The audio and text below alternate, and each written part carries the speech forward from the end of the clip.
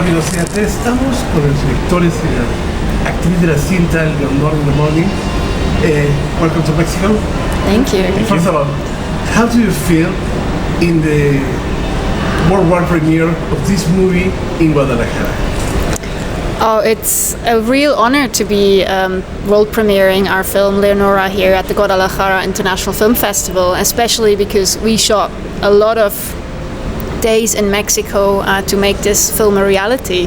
And as Leonora Carrington is so beloved in Mexico, I think it's the perfect place to premiere this film in Guadalajara. And also André Breton called Mexico the most surrealist country in the world, and I think that's the only country I could imagine to have a world premiere in, because any other country doesn't make any sense. How was to decide this approach to Leonora? I mean, it's like a dreamy thing for moments, so hard for others. How do you see this approach to the film? That's a good question. In my previous film, it was about how irrational thoughts can lead to complete madness, and here it was about people called Leonora mad. You know, they said she was mad, but what does it mean? And for me it was interesting to find out, because obviously she was not mad because she produced all this work. So I tried to explore this idea, and then the surrealists, they had this romantic idea about madness. You know, what insanity is it what makes you really creative, and that's very dangerous. You know, if you really believe that, because also Leonora had severe problems. That's a fact. So for me, it was about how to explore also this topic. You know, apart from the great novel that was the starting point for the film. Maybe Lena should tell. Yeah, I mean, we, as you might know, we based our film on the novel Leonora by Elena Poniatowska, and we felt very humbled that Poniatowska, when we met her the first time in 2017, that she gave us her blessing to adapt her novel into a film, which made it very special because, of course, Elena Poniatowska is one of the greatest writers here in Mexico. Leonora Carrington is one of the greatest painters here in Mexico, alongside also Remedios Varo, that is featuring in the film, and the relationship between Carrington and Varo was something we really wanted to highlight. So yeah, it's very special to be here. She was a very human Leonora. How did you take that energy to create this character and put it on the screen and make us feel, I mean, we want to embrace your character in the movie? Oh wow, that's incredible to hear. Thank you. I think it's very difficult to put into a human form, I think, this woman who was so beyond limits and so extraordinary. But I had to start with the human and what it would be like for a human to experience these things. And I think that getting to be in the real environments that she lived, breathed, worked in, you know, in France with Max Ernst, and that whole creative, beautiful, wonderful, loving summer that kind of changed her irrevocably, to him being taken away from her, and the experience of the person that you love beyond anything being ripped away from you. And he was kind of part of her artistic sensibility. So who does she become without him? And it's the journey of who she is by herself. And she meets these other incredible creatives like Remedios, who stay with her, who are her heart and soul. But actually, how do you survive and come back from the brink when you've experienced the end of all things in a way? And so I wanted to humanize her, but also really understand that you can continue to live even when the darkest things have happened. So that was my way. You have something in common with her. Yes, and we didn't know this at the time, but I discovered that we went to the same school when I was young for the same amount of time, for 2 terms. She was expelled for being a rebel, and I wish I could be as cool as that and say the same. But so I feel like I've always had this thread to her, which just was waiting in life to come out. And then Thor and Lena believed in me for that.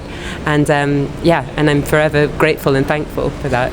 And to add to that, the Leonora was blessed in a way because she was always surrounded by people in her life who cared for her, like Chiki, her husband, and Remedios, of course.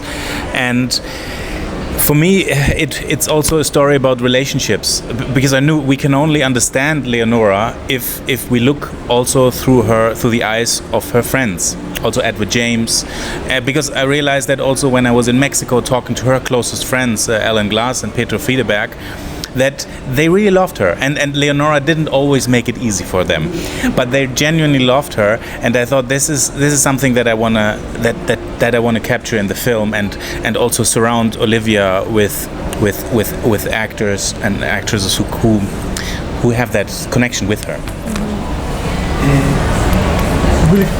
Could we consider this film as a cinematic representation of the painting of Max? I mean, it's inevitable. We can consider that? To consider the film as a painting of Max, of Leonora? No, I wouldn't say that. I know you could that thought is very justified, but I don't see it as necessarily through his eyes. Because also Leonora was, even though she really was close to him, it's not that afterwards she would think about him all her life. It was not. This was a thing that was over, and she also was very conscious about that.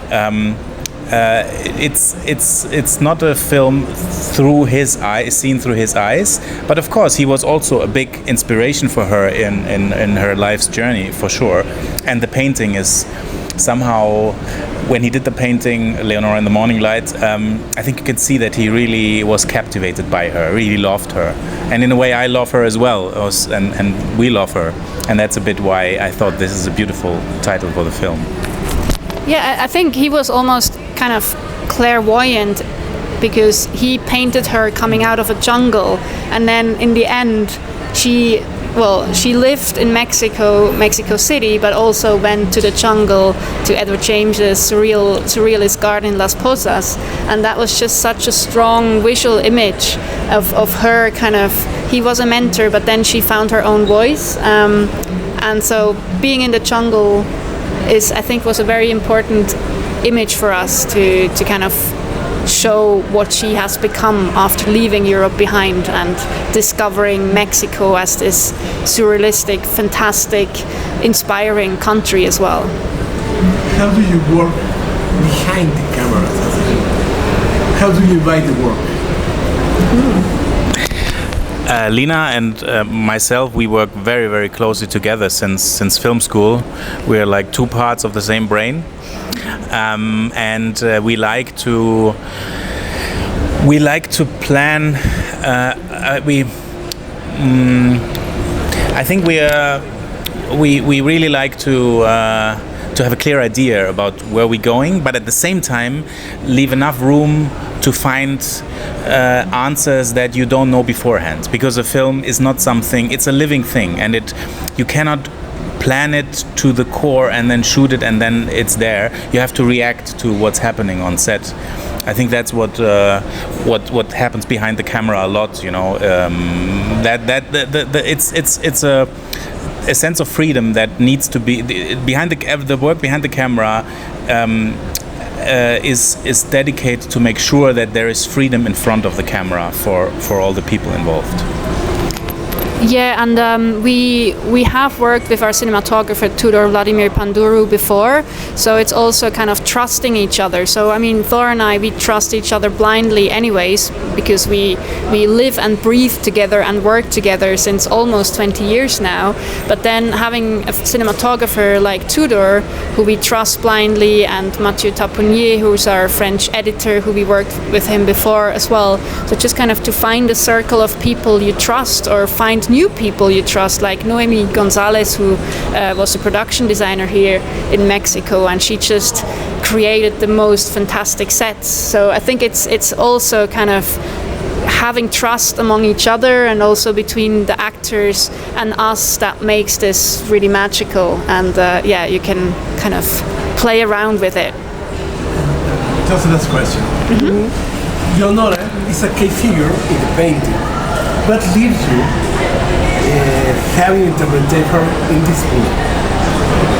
She will forever be an imprint on me. I think my life has genuinely changed forever because of portraying her. I think that I'm not just inspired by her and her creative output. I'm inspired by the rebel that she was, the way that she was really persistent in pushing forward the feminine energy in a world that was dominated by men. I mean, she even said, despite being at the time of the surrealists, she didn't call herself a surrealist. She didn't want to be defined by anyone's label, let alone these men who wanted to make her a muse. And so, for me, that gives me power and strength. And I think that I just learned so much from this incredible creative person, and I hope that I can continue to create like she did with as much energy and gusto as she continued to have well into her 90s as this incredible smoking, kind of cantankerous but joyous human. Thank you very much for this interview. We wish you all the luck. Oh, thank you. And thank you. Thank you so much. Much. Oh, such a It's a real pleasure, yeah. Yeah.